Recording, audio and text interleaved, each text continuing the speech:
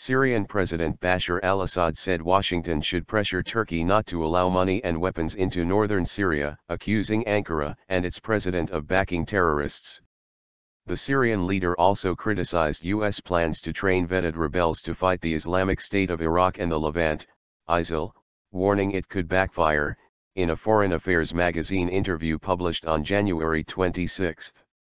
Questioning the seriousness of the U.S.-led campaign against the jihadists, al-Assad said, "What we've seen so far is just, let's say, window dressing, nothing real." Did the United States put any pressure on Turkey to stop the support of al-Qaeda? They didn't, he said.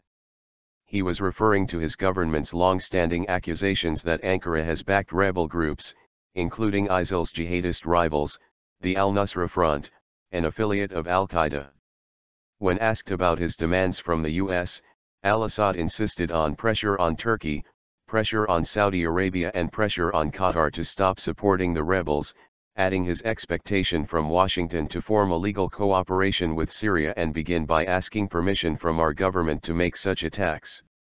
Al-Assad claimed his regime could easily defeat the rebels in the country if there were no external support in supply and recruitment of new terrorists, naming particularly Turkey as the main supporter of anti-al-Assad groups.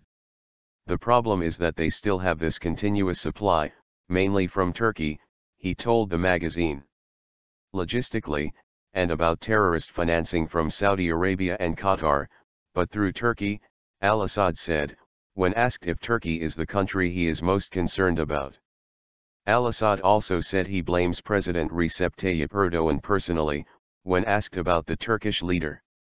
Because he belongs to the Muslim Brotherhood ideology, which is the base of al-Qaeda, it was the first political Islamic organization that promoted violent political Islam in the early 20th century, he said.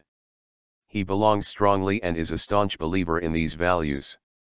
He's very fanatical, and that's why he still supports ISIL. He is personally responsible for what happened. The Syrian president said U.S. plans to train vetted rebels to fight ISIL were illusory, as they would eventually defect to the jihadists.